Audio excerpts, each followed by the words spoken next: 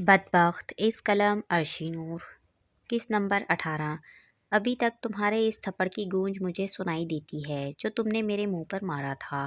رتابہ اس کی آنکھوں میں غصہ دیکھ کر خاموش رہی۔ وہ اس کی سہمی ہوئی آنکھوں میں جھانک کر بولا، ڈرو مت، ماروں گا نہیں میں تمہیں، لیکن سزا تو ضرور دوں گا میں تمہیں، تمہاری اس ہمت اور گستاخی کی جس کی وجہ سے تم نے مجھے تھپڑ مارا تھا۔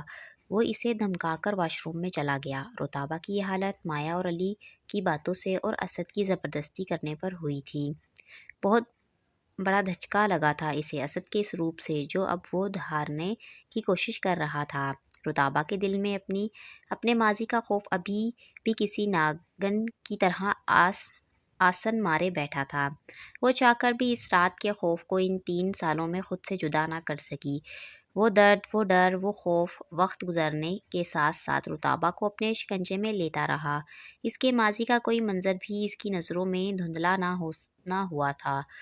ہمیشہ اپنا ماضی یاد کرنے پر اسے ان لمحات کی تکلیف بالکل پہلے جیسی محسوس ہوتی تھی اور اسے اس خوف سے رہائی نصیب نہ ہوئی تھی۔ اب اسد کا رویہ ایسا دیکھ کر اس کے دل میں اسد کا بھی خوف بیٹھنے لگا تھا۔ وہ اپنی داستاں میں سمجھتی رہی کہ اسد نے بھی زبردستی کی تو ایک اور زیان پیدا ہوگا جسے اسد قبول نہیں کرے گا اور اس کی زندگی مزید عذاب ہوگی۔ وہ اتنی سادہ دل اور معصوم تھی۔ اس نے میاں بیوی کی محبت کبھی دیکھی ہی نہیں تھی کہ اسے معلوم ہوتا کہ دنیا کا سب سے خوبصورت اور مضبوط بندھن تھا یہ۔ اسد کی نفرت اور دوری دیکھ دیکھ کر اس کا ذہن اس بات پہ پک چکا تھا کہ اگر وہ بدلے کی آڑ میں اس کے قریب آیا تو وہ ظلم اور زیادتی ہوگی، کیونکہ اسد کے ساتھ اس کی شادی بھی زبردستی کا سودا تھی اور زبردستی پر اسے اپنی زندگی کا ایک ہی سبق یاد تھا جس کا جیتا جاگتا نتیجہ زیان تھا۔ وہ اسد کی یہ زیادتی کسی طور قبول کرنے کو تیار نہ تھی کہ اب وہ اس کی حیا کی حدود کو پار کرتا۔ اس نادان کو کون سمجھاتا کہ میاں بیوی کے درمیان کسی قسم کا پردہ نہیں ہوتا۔ اسد نے بھی تو اس کو کبھی پیار سے گائیڈ نہیں کیا تھا، وہ ہمیشہ اسے دھتکارتا تھا۔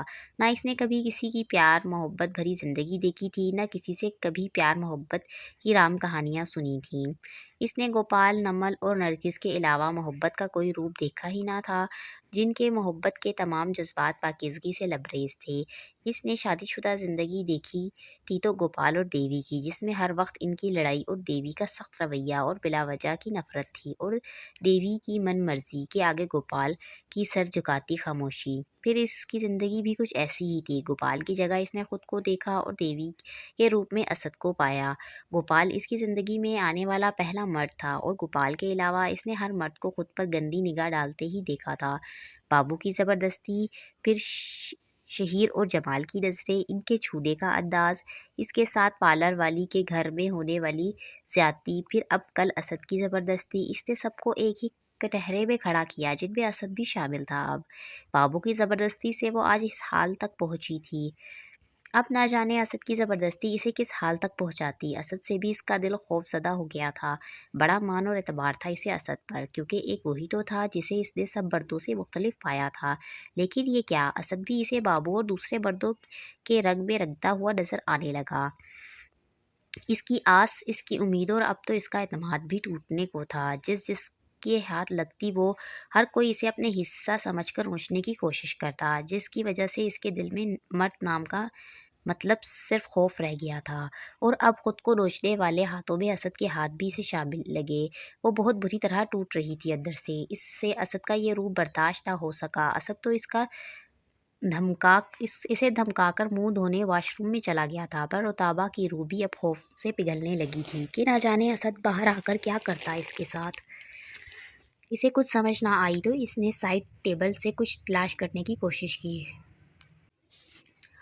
رابی نے اسے ایک بار نیند نہ آنے پر نیند کی گولی دی تھی اور اس کی پوری سٹپ اب تک اس کے پاس تھی۔ وہ جلدی سے ڈھونڈنے لگی۔ اس کے ہاتھ لگ گئیں نیند کی گولیاں۔ اس نے پورا پتا ہتھیلی پر خالی کیا اور منہ میں ایک ساتھ ساری گولیاں ڈال لیں اور پانی سے گلاس بھرنے لگی۔ اسد واش روم سے تولیے سے منہ رگڑتا باہر نکلا۔ پہلے تو اسے سمجھ نہ آیا کہ وہ کیا کر رہی ہے، لیکن جیسے ہی زمین پر خالی گولیوں کی اسٹرپ دیکھی تو بھاگ کر وہ اس کے پاس آیا اور پانی کا گلاس اس کے ہاتھ سے چھینا۔ گولیاں وہ منہ میں ڈال چکی تھی۔ اسد نے اس کا منہ زور سے پکڑا۔ تھوکو ان کو باہر۔ گولیوں کی کڑواہٹ اس کے حلق میں گھلنے لگی۔ اسد نے اس کے منہ میں انگلی ڈال کر گولیاں باہر نکالی۔ اسد پھر اس کے حلق تک انگلی لے گیا۔ اس نے الٹی کی تو گلے میں اترنے والی ایک دو گولیاں بھی باہر نکل آئیں۔ اسد کو بے انتہا غصہ آیا اس پر۔ کیا کر رہی تھی تم یہ؟ اس کے دونوں ہاتھ اسد کے ہاتھ میں تھے۔ کیوں کھائیں یہ گولیاں تم نے؟ وہ بہت تھکے ہارے لہجے میں رو کر بولی۔ نہیں جینا مجھے، جینا پڑے گا تمہیں، اتنی آسانی سے مرنے نہیں دوں گا تمہیں میں۔ جینا بھی میرا کون سا آسان ہے؟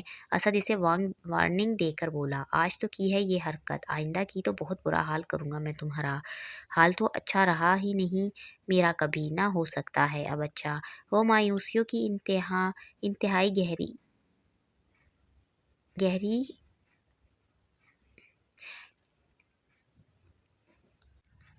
وہ مایوسیوں کی انتہا گہرائیوں میں گر کر بولی۔ چھوڑ دیں اسد، مجھے مر جانے دیں۔ میں اب مزید ایسی زندگی نہیں گزار سکتی جہاں کبھی مجھے گھٹیا عورت، کبھی 2 ٹکے کی لڑکی تو کبھی رکھیل کہا جاتا ہے، جس کا مطلب بھی میں نہیں جانتی تھی، لیکن اب معلوم ہوا کہ اس معاشرے میں عورت کو سب سے گندی دی جانے والی گالی ہے یہ۔ مایا نے کہا، جسم فروش عورت سے بھی گئی گزری ہوں میں۔ اس کا ایک ایک آنسو اسد کو اپنے دل پر گرتا ہوا محسوس ہوا۔ کبھی بد کردار، کبھی لاوارث، کبھی گندگی کا ڈھیر، کبھی گھر سے بھاگی ہوئی آوارہ لڑکی۔ اتنی ذلت کا بوجھ اب میں مزید نہیں اٹھا سکتی اسد۔ پہلے تو مجھ پر صرف آپ کی انگلی اٹھتی تھی، اب تو لوگ بھی آپ کے دیکھا دیکھی کھڑے ہو کر مجھے سنسار کرنے لگے ہیں اپنے لفظوں کے پتھر مار مار کر۔ میں بھی آخر انسان ہوں، مجھے بھی درد ہوتا ہے، مجھے بھی تکلیف ہوتی ہے اسد۔ میرے سینے میں بھی وہی دل دھڑکتا ہے۔ وہ اسد کے سینے پر ہاتھ رکھ کر بولی، جو آپ کے سینے میں دھڑکتا ہے۔ علی نے کیا سمجھا مجھے آپ کی رکھیل، اور مایا کے سامنے میں ذلت بھری داستان ہوں؟ کیا کروں میں ایسی زندگی جی کر جس میں آپ کے لیے بھی بچگن لڑکی ہوں اور آپ میرے لیے نکاح کے بعد بھی نامحرم؟ اس کا لفظ لفظ بیان کرتا ہوا اس کے اندر کے درد کی دہائیاں دے رہا تھا۔ اتنا درد، اتنی مایوسی تو اسد نے کبھی نہ دیکھی تھی اس کے لہجے میں۔ اس کی حالت پر اسد کو بہت رحم آیا۔ اس کی طبیعت بھی کافی خراب ہو رہی تھی۔ وہ اسد کے دل پر ہاتھ رکھ کے مشکل سے کھڑی تھی۔ اسد کے سامنے رتابہ کے دل سے درد کی ٹیسیں اٹھ رہی تھیں جب سے اس نے رکھیل کا مطلب پوچھا تھا گلناز سے۔ اسے اب خود سے بھی شرم آنے لگی تھی کہ کن نظروں سے علی اسے دیکھتا تھا۔ ان سب کے رویوں اور باتوں کے سبب وہ اتنی تکلیف میں تھی۔ اس وقت بھی وہ بخار سے تپ رہی تھی۔ وہ اسد اس کی آخری بات پر بولا، ابھی تو چلو میرے ساتھ، نامحرم سے محرم کی کہانی بعد میں دیکھیں گے۔ وہ اپنا ہاتھ چھڑا کر بولی، مجھے کہیں نہیں جانا۔ اسد نے اسے کھینچ کر زبردستی گاڑی میں لا کر بٹھایا۔ وہ رو رہی تھی مسلسل۔ اسد روکیں گاڑی، مجھے نہیں جانا آپ کے ساتھ کہیں بھی۔ اسد نے اسے ڈانٹا، چپ کر کے بیٹھو، نہیں رہنا مجھے چپ بھی۔ اگر آپ نے گاڑی نہ روکی تو میں چلتی گاڑی سے چھلانگ لگا دوں گی۔ اسد کی نظریں سامنے روڈ پر تھیں۔ وہ کرخت لہجے میں بولا، اتنی ہمت ہے تو لگاؤ چھلانگ۔ وہ اس کی دلی کیفیت سے انجان تھا کہ وہ کس قدر بکھر گئی تھی اپنا اعتبار ٹوٹنے پر۔ زندگی کی آخری جنگ اسد سے لڑنے کی سکت نہیں رہی تھی اس میں۔ ہار گئی تھی اب وہ اپنے نصیب سے لڑتے لڑتے، اور زندگی سے ہارا ہوا بدبخت انسان کچھ بھی کر گزرتا ہے۔ اس نے ایک نظر اسد کو دیکھا۔ گاڑی سپیڈ میں تھی۔ اس نے گاڑی کا دروازہ کھول کر جیسے ہی باہر کودنے کی کوشش کی، اسد نے اسے ہاتھ سے پکڑ کر کھینچا تو وہ پوری اس کی گود میں آ گری۔ اسد نے بریک لگائی تو اس کا منہ اسٹیئرنگ سے جا ٹکرایا۔ اسد کے دانتوں سے خون آنے لگ گیا اور ان کا ایکسیڈنٹ بھی ہونے لگا تھا، لیکن اسد کے بروقت بریک لگانے سے بچت ہو گئی۔ اسد کا دل چاہا وہ اسے اٹھا کر بیچ روڈ پر پھینکے، پر آس پاس لوگ کو دیکھ کر اسے چپ رہنا پڑا۔ بھائی زیادہ چوٹ تو نہیں لگی؟ اسد ٹشو سے اپنا خون صاف کر کے بولا۔ جی نہیں یار، گاڑی ذرا دھیان سے چلائیں۔ اسد نے ہاں میں سر ہلا کر دوبارہ گاڑی سٹارٹ کی اور سیدھا ہسپتال جا کر روکی۔ اسے ڈاکٹر کو دکھا کر واپس گھر آنے لگا۔ سارے راستے وہ خاموش رہا۔ اسد کو چوٹ لگنے پر رتابہ کو بہت دکھ ہوا۔ اس کے ہونٹ ہلکے سے سوج گئے تھے۔ گھر لا کر وہ اس پر ہمیشہ کی طرح برس پڑا۔ आज जो तमाशा तुमने घर में और बाहर गाड़ी में किया है ना, दिल चाह रहा है तुम्हारा गला दबा दूं मैं। मेरी ज़िंदगी अज़ाब करके रख दी है तुमने। थक गया हूँ मैं तुम्हें हॉस्पिटल ला ले जाकर। कभी गिर जाती हो, कभी हाथ पाँव ज़ख्मी कर बैठती हो, कभी डर कर बेहोश हो जाती हो और अभी खुदकुशी की कोशिश करके रहा सहा सुकून भी मेरा बर्बाद करना चाहती हो। आखिर क्यों यार? अब भी मुझे हर बार बचाने की कोशिश क्यों करते हैं? क्यों मुझे मरने नहीं देते? वो दाँत पीस कर बोला, इतनी आसानी से तो मैं तुम्हें मरने नहीं दूँगा। जो आग तुम्हारे नाम की मेरी ज़िंदगी में लगी है ना, इसमें तुम्हें भी जलना होगा सारी ज़िंदगी मेरे साथ। अगर तुमने दोबारा खुदकुशी की तो याद रखना मैं बचा तो लूँगा तुम्हें किसी भी कीमत पर, लेकिन फिर मैं हर इस हद से गुज़र जाऊँगा तुम्हारे साथ जिन हदूद से दूर मैंने खुद को अब तक हद में रखा हुआ है। फिर तुम्हें समझ आएगा नामहरम से महरम बनना किसे कहते हैं, और इसमें भी तुम्हारे लिए ही असियत है। रुताबा को इसकी बात समझ ना आई। वो पलकें झपकाती मासूमियत से असद को ऐसे देखने लगी जैसे कोई बच्चा बात ना समझने पर अपने बड़ों को देखता है। असद से इसका आंखों में सवाल लिए इस तरह देखना बर्दाश्त न हुआ। इसके सब्र की रगें चटकने लगी। वो सर झटक कर जाने लगा, लेकिन जाते जाते पलटा, तुम्हारा थप्पड़ नहीं भूला मैं, इसका हिसाब बाकी है। नमल नरगिस से बातों बातों में माया का जिक्र करने लगी और असद के साथ इसके क्लोज होने की कहानी भी सुनाई। नरगिस कुछ परेशान हुई, लेकिन फिर बोली, मुझे असद पर यकीन है, वो कभी गलत कदम नहीं उठाएगा। अम्मी, बात गलत कदम की नहीं है। माया बहुत शातिर लड़की है। इसने असद को अपनी तरफ माइल करके रुताबा को तलाक दिलवा दी तो नरगिस का दिल जोर से धड़का। अल्लाह ना करे, कैसी बातें कर रही हो अम्मी। मैं जब से वहाँ से होकर आई हूँ ना, तो मुझे एक ही खौफ खाए जा रहा है, क्या होगा रुताबा का। असद इसे कोई अहमियत नहीं देता अम्मी, ज्यादती में इसके साथ वो हद हद से गुजर जाता है। इसके लिए रुताबा का होना ना होना एक बराबर है। अम्मी, आपने अच्छा फैसला नहीं किया ना। रुताबा खुश है असद से निकाह करके ना, असद को कोई दिलचस्पी है इस रिश्ते में। एक छत के नीचे वो दोनों बिल्कुल अजनबियों की तरह रहते हैं। नरगिस इसे परेशान देखकर बोली, तुम परेशान मत हो, मैंने ये फैसला अल्लाह पर तवक्कल करके किया है और अल्लाह कभी भी मुझे मायूस नहीं लौटा सकता। वो हर चीज़ पर कादिर है। इसने जब चाहा वो असद का दिल मोड़ देगा रुताबा की तरफ। अम्मी, कब तक इस तसल्ली इस आसरे में रहेंगी आप? 3 साल से ज़्यादा वक्त गुजर चुका है, अब तक तो असद नहीं बदला, आगे कैसे बदलेगा? अपनी ज़िंदगी के कितने कीमती लम्हात इसने ज़ाया किए हैं। मुझे नहीं लगता कि अब माया के आने के बाद इनका रिश्ता ज़्यादा देर चल सकेगा। नमल बेटा, ये बात तो तुम अपने जहन से निकाल दो कि असद रुताबा को छोड़ सकता है। वो कभी भी ऐसा नहीं करेगा। इसने अगर छोड़ना होता तो बहुत पहले छोड़ चुका होता। चले मान लिया कि वो इसे नहीं छोड़ेगा, लेकिन दूसरी शादी तो कर सकता है ना। इस हक से तो हम इसे नहीं रोक सकते। आखिर को कब तक वो इस तरह ज़िंदगी गुजारेगा? जवान है अम्मी वो, और जज्बाती भी। कब तक सब्र के कड़वे घूंट पिएगा? नरगिस नमल की बात सुनकर खामोश हो गई। अम्मी, आप इसे बेटी बनाकर रख लेती, कहीं और ब्याह देती, लेकिन असद के सुपुर्द ना करती इसको। वो इसे साथ लेकर नहीं चल सकता। अम्मी, वो कभी भी रुताबा को कबूल नहीं करेगा। नरगिस ने नमल के सर पर हाथ रखा। मेरी बच्ची, तुम ठीक कह रही हो। असद जवान है, जज्बाती है, जो शीला भी है, लेकिन वो साबिर भी बहुत है। मैं जानती हूँ इसको इससे भी ज़्यादा। मेरी सुपुर्दगी से वो गाफिल तो ज़रूर है, लेकिन दस्तबरदार नहीं हो सकता। मुझे रब करीम पर बड़ा भरोसा है। इसने इन दोनों का नसीब एक साथ लिखा है, तो इन दोनों को भी एक ज़रूर करेगा। और जब असद के दिल से बदगुमानी के बादल छटे तो रुताबा इसकी रूह में तहलील हो चुकी होगी। अम्मी, लेकिन कब? ऐसा ना हो असद की रूह में तहलील होने तक रुताबा की अपनी रूह ही निकल जाए। अली रुताबा और असद को लेकर बहुत परेशान था। क्या रिश्ता था इन दोनों के बीच? असद से इसकी इतनी दूरी देखकर अली का जहन ये कबूल करने को तैयार ना था कि वो असद की बीवी है। कुछ ना कुछ राज छुपा है इनके रिश्ते में, या किसी झूठ की बुनियाद पर या किसी मजबूरी की बिना पर ये रिश्ता बना रखा है इन दोनों ने। असद से सवाल करने की हिम्मत नहीं थी इसमें, और रुताबा तो इस दिन के बाद से इसके सामने ही नहीं आई थी, ना वो इससे कुछ पूछ सकता था। आज संडे था, इनकी छुट्टी थी। माया उठी और मॉर्निंग वॉक के लिए जाने लगी। अली भी इसके साथ चला गया। माया का मूड आज भी कुछ बेहतर था। माया, तुमसे कुछ डिस्कस करना है यार। हाँ बोलो, बैठ कर बात करते हैं। वो दोनों बेंच पर बैठे। यार पता नहीं ये बात मुझे करनी चाहिए या नहीं, लेकिन एक सवाल ने मुझे बहुत परेशान कर रखा है। माया इसके मुंह की तरफ देखकर बोली। रुताबा को असद को लेकर अपसेट होना? हाँ यार, मुझे नहीं लगता रुताबा इसकी बीवी है। माया ने हैरत से पूछा। क्यों? यार जिस दिन बारिश बहुत तेज थी, असद इसे गोद में लिए कहीं बाहर से आ रहा था। आधी रात का वक्त था, वो इसे अपने कमरे में ले गया था। सुबह तुमसे पहले हम दोनों की मुँहमारी हुई थी। तुम दोनों भी लड़े थे, लेकिन क्यों?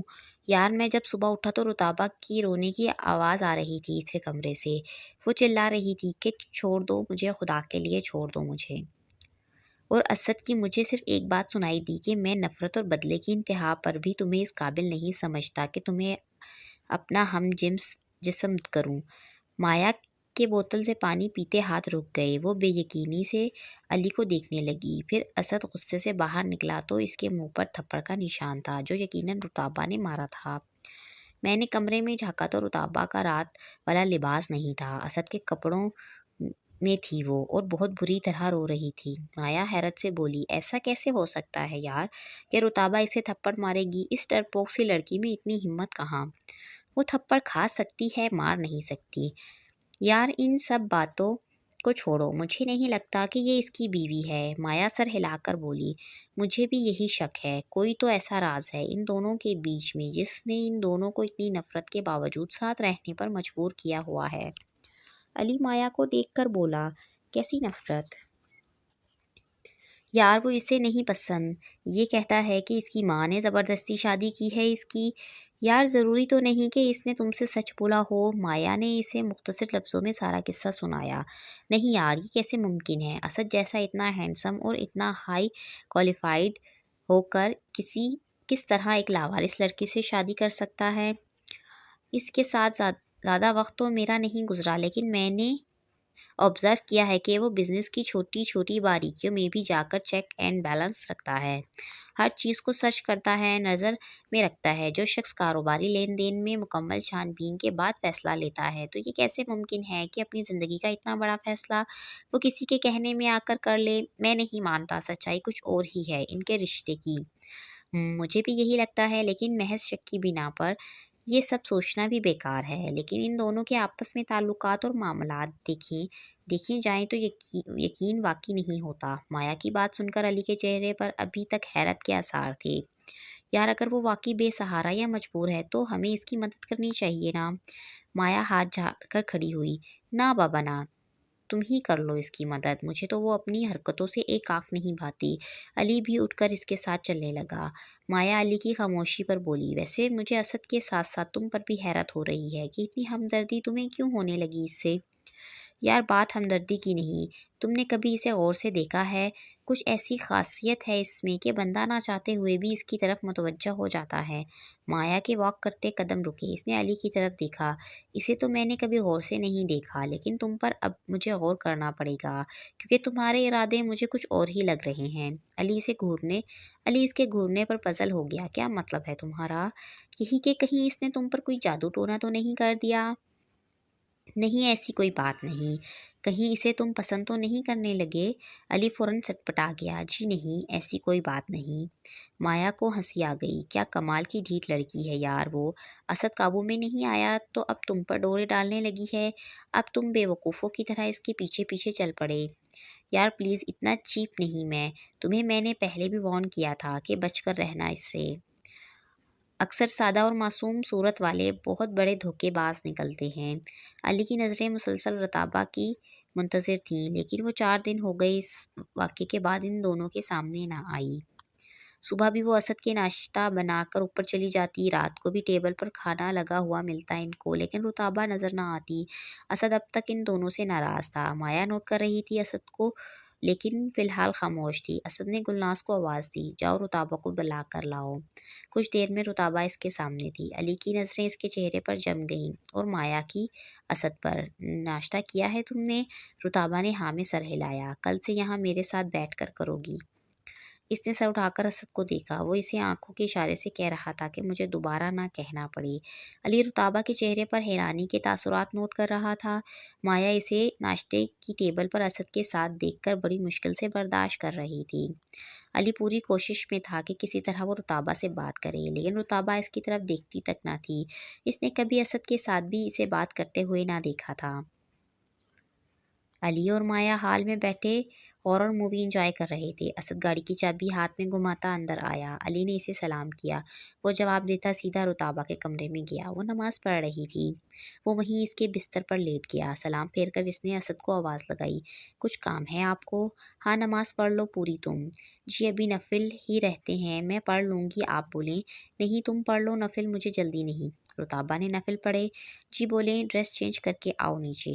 کیوں خیریت؟ تمہیں پہلے بھی منع کیا ہے میں نے کہ کیوں، کیا، کب، کہاں والے سوال مت کیا کرو مجھ سے، جو کہا ہے وہ کرو۔ رتابہ نے اس کے حکم کی تعمیل کی۔ اسد فریش ہو کر کمرے سے نکلا تو رتابہ سامنے ہی کھڑی تھی۔ وہ اس کا ہاتھ تھامے سیڑھیاں اترا اور ہال سے باہر نکل گیا۔ علی مایا کی طرف دیکھ کر بولا، یہ کہاں جا رہا ہے اس وقت؟ مجھے کیا پتا۔ وہ گاڑی لے کر نکل گیا۔ علی اٹھ کر اس کے پیچھے جانے لگا۔ تم کہاں جا رہے ہو؟ اس کے پیچھے جا رہا ہوں۔ یار اتنی رات کو یہ رتابہ کو لے کر کہاں جا رہا ہے؟ تمہیں اس سے کیا، وہ جہاں بھی جائے۔ اور تم کچھ زیادہ انٹرسٹ نہیں لینے لگ گئے رتابہ کے معاملے میں؟ ایسی بات نہیں یار، مجھے اس کی مجبوری پر ترس آتا ہے۔ اللہ جانے کون سی وجہ ہے کہ یہ سب اسے زبردستی کرنا پڑ رہا ہے۔ اسد کو ذرا بھی بھنک لگ گئی نا تمہاری سوچ کی تو اس نے تم پر رتی برابر ترس نہیں کھانا۔ آلریڈی اس کا غصہ تم دیکھ چکے ہو۔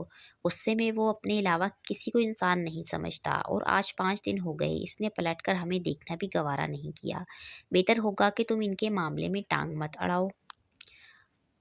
سی سائڈ اسد اسے لے گیا۔ گاڑی سے اترتے ہوئے اس نے خود بھی جوتے اتارے اور رتابہ سے بھی اتروائے۔ سردیاں تھی، رات کے 10 بج رہے تھے۔ گنے چنے لوگ تھے ساحل پر۔ رتابہ کو وہ پہلی بار یہاں لایا تھا۔ اتنا بڑا سمندر دیکھ کر رتابہ حیران تھی۔ برف کی طرح ٹھنڈی چمکیلی ریت پر اس نے آہستہ آہستہ قدم رکھے۔ آج پہلی بار اسد کے قدموں سے وہ قدم ملا کر چل رہی تھی۔ اسد پانی کے پاس پہنچا تو خود کی طرف آتی لہروں کو دیکھ کر وہ کنارے پر ہی رک گئی۔ پہلی بار اس نے سمندر کا یہ منظر دیکھا تھا۔ سمندر کا ایک سرا اس کے قدموں میں تھا اور دوسرا آسمان سے باتیں کر رہا تھا۔ اس کا دل چاہا وہ سمندر کے اس پار چلی جائے جہاں وہ آسمان کے ساتھ ملا ہوا تھا، لیکن اونچی اونچی موجوں کو دیکھ کر وہ آگے جانے سے ڈری۔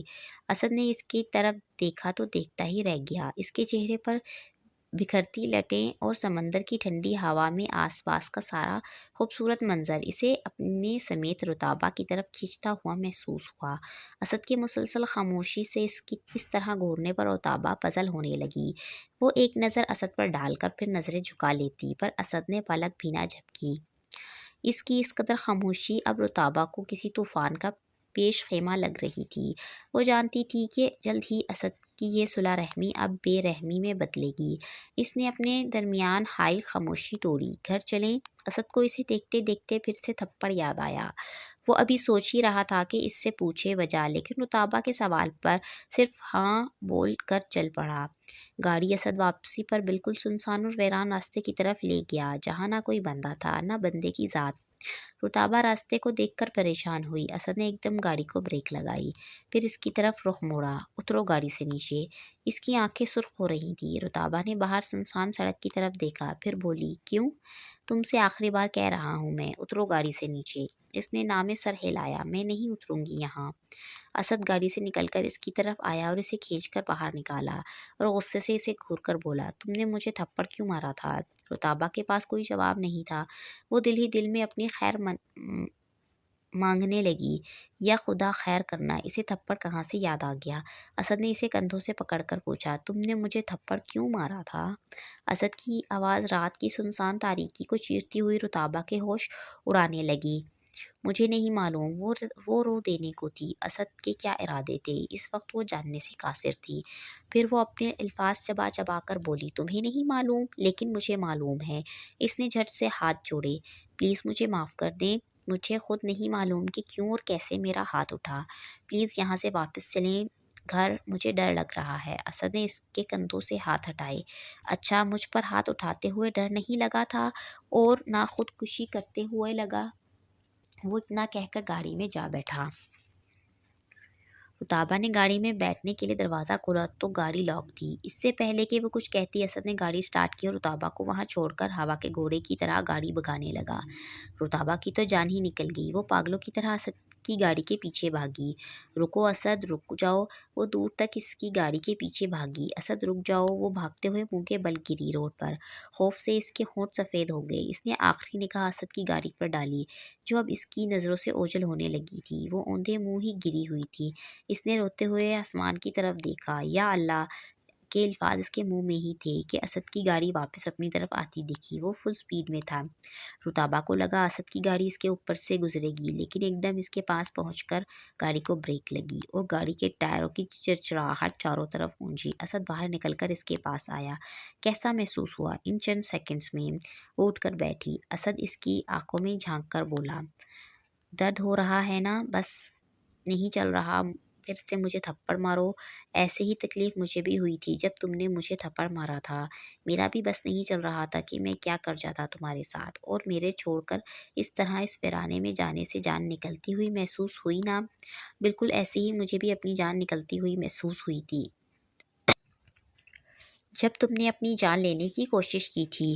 رتابہ لمبے لمبے سانس لے کر سسکیوں سے رو رہی تھی۔ اسد نے اس کا بازو پکڑ کر اسے اٹھایا۔ وہ گاڑی میں بیٹھی اور دونوں ہاتھوں سے اپنے آنسو پوچھنے لگی۔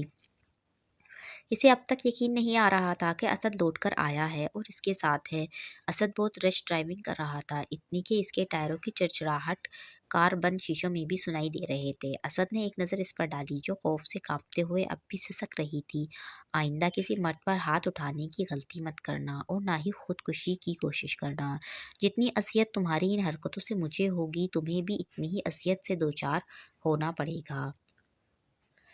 اسد اسے باور کروانا چاہتا تھا کہ اس کی جدائی اسد کے لیے جان لیوا تھی اب، اور وہ دوبارہ اپنی جان لینے کی غلطی نہ کرے۔ گھر آ کر وہ سیدھا اپنے کمرے میں چلا گیا۔ رتابہ مرتے قدموں کے ساتھ گاڑی سے باہر نکلی۔ علی جاگا ہوا تھا۔ اسد کی گاڑی کی آواز سن کر اپنے روم سے باہر آیا۔ رتابہ کا دوپٹہ ایک طرف لڑک رہا تھا۔ ننگے پاؤں کے ساتھ وہ خود کو گھسیٹتی ہوئی سیڑھیاں چڑھنے لگی۔ علی اس کے پیچھے آیا۔ وہ چڑھتے چڑھتے سیڑھیوں سے لڑکھڑائی تو علی نے اس کا ہاتھ پکڑ لیا۔ کیا ہوا ہے تمہیں؟ رو کیوں رہی ہو؟ اور اسد کہاں ہے؟ رتابہ کیا جواب دیتی اس کے ایک ہی سانس میں پوچھے گئے سوالوں کا؟ اس نے علی سے ہاتھ چھڑوایا اور اپنے کمرے میں چلی گئی۔ علی وہی کھڑا سوچتا رہ گیا کہ کیا ہوا تھا آج پھر ان کے بیچ۔ رتابہ کیوں سسک سسک کر پھر رو رہی تھی؟ کہاں لے کر گیا تھا وہ اس کو، اور کیا کیا تھا اس نے اس لڑکی کے ساتھ؟ علی کا دل چاہا وہ رتابہ کے بہتے ہوئے ایک ایک آنسو سے اس کے بہنے کی وجہ پوچھے کہ کیوں اور کیسے وہ اسد کی زندگی میں آئی۔ اسد کے ساتھ کیسا رشتہ ہے اس کا؟ کوئی رشتہ ہے بھی یا نہیں؟ ایسی کون سی کمزوری ہے اسد کے پاس اس کی جس پر وہ اسے اتنی اذیت دیتا ہے، اور وہ اس کا ہر درد ہر اذیت چپ چاپ جھیلتی رہتی ہے؟ وہ وہی سیڑھیوں پر بیٹھ کر گھنٹوں سوچتا رہا۔ رتابہ صبح اسد کے سامنے بھی نہ آئی۔ وہ خود اس کے کمرے میں گیا۔ وہ سو رہی تھی یا اسد کو دیکھ کر سونے کا ناٹک کر رہی تھی۔ اسد نے اس کے ماتھے پر ہاتھ رکھا تو جھٹ سے اس نے آنکھیں کھول لی۔ وہ بڑے نواق سے اسے دیکھنے لگا۔ رتابہ سوالیہ نظروں سے اسد کو دیکھنے لگی کہ اس کے جیسا پتھر دل شخص اب کس بات کے بدلے اسے پھر ستانے آیا تھا۔ I am sorry. اسد کے منہ سے سوری کا لفظ سن کر اٹھ کر بیٹھی۔ رات کو جو میں نے کیا اس کے لیے سوری۔ وہ چپ ہی رہی۔ کبھی اس کے لہجے میں شہد جیسی مٹھاس تھی اور کبھی وہ نیم اور ہنزل کی طرح کڑوا تھا، کبھی ابر کے سائے جیسا پرسکون، اور کبھی لاوے کی طرح ابلتا ہوا، اسے جلاتا ہوا۔ وہ اسد کے کون سے روپ کا پوری طرح یقین کرتی۔ پل میں تولا پل میں واشا والا حساب تھا اس کا۔ اسد کا رتابہ کی طرف بڑھتا رجحان دیکھ کر مایا بڑی مشکل سے برداشت کر رہی تھی۔ یہ سب اپنے نظر انداز ہونے سے بھی زیادہ تکلیف اسے رتابہ کو اہمیت دینے پر ہو رہی تھی۔ اسد کے ساتھ اس کا ناشتہ اور رات کا کھانا، پھر اب اسد کا رتابہ کو رات میں اپنے کمرے میں لے جانا اس کے صبر کا پیمانہ لبریز کر رہا تھا۔ وہ حال سے اٹھ کر دندناتی ہوئی اپنے کمرے میں گئی۔ اسد رتابہ کے روم میں تھا۔ سنو جی، میرے کمرے میں آ کر سویا کرو، اب یہاں سونے کی ضرورت نہیں۔ वो इनकार ना कर सकी, जानती थी इसके बिगड़ने में देर नहीं लगेगी। चुपचाप इसके पीछे चल पड़ी। असद ने इसे बैठ के एक तरफ लेटने का इशारा किया तो वो इसका मुंह दिखने लगी। तुमसे कह रहा हूँ, दीवारों से नहीं। ऊपर लेटो, सर्दी है, नीचे लेटोगी तुम बीमार हो जाओगी। अब असद की मौजूदगी पर रुताबा के चेहरे पर कोई इत्मीनान, कोई सुकून नहीं था, बल्कि खौफ और डर था। डरो मत, कुछ नहीं करूँगा तुम्हारे साथ। वो तकिया लेकर लेट तो गई असद से कुछ फासले पर, लेकिन वो सो ना सकी। कैसी बेसुकूनी भर दी थी इसने रुताबा के दिल में कि वो हमेशा इसकी मौजूदगी में पुरसुकून सोचती थी कि वो असद के पनाहों में है, लेकिन आज क्यों इसका दिल असद की पनाह नहीं बल्कि असद से पनाह मांग रहा था। ये अचानक उठकर वो फिर से इससे थप्पड़ का या खुदकुशी का बदला ना ले। असद दिन भर का थका हारा सो गया था और रुताबा की पूरी रात अपनी निगहबानी में जागते गुजर गई। रुताबा किचन की सफाई सुथराई में मसरूफ थी। गुल्लास कपड़े धो रही थी। असद किसी काम से किचन में आया तो रुताबा स्टूल पर खड़ी किचन की दीवारें कपड़ों से रगड़ने में मगन थी। असद ने इसे पुकारा, क्या कर रही हो तुम? ये तुम्हारा काम तो नहीं है। ये गुल्लास कहाँ है? वो कपड़े धो रही है और वो स्टूल पर नहीं चढ़ती, इसे डर लगता है। तुम्हें डर नहीं लगता? गिर गई तो हड्डी पसली एक हो जानी है तुम्हारी। उतरो नीचे जल्दी से। वो स्टूल पर बैठ गई उतरने के लिए। असद ने आगे बढ़कर इसे हाथ दिया। आराम से उतरना, अब उतर जाऊंगी मैं, आप रहने दें। असद नीचे इसके पास ही खड़ा था। 7 फुट लंबे स्टूल पर चढ़ी हुई थी। असद को डर था वो गिर ना जाए। उतरते हुए इसकी शर्ट स्टूल की लकड़ी से फंसी तो वो अपना बैलेंस बरकरार न रख सकी, सीधा फर्श पर ढेर होती, लेकिन असद ने इसे पकड़ लिया।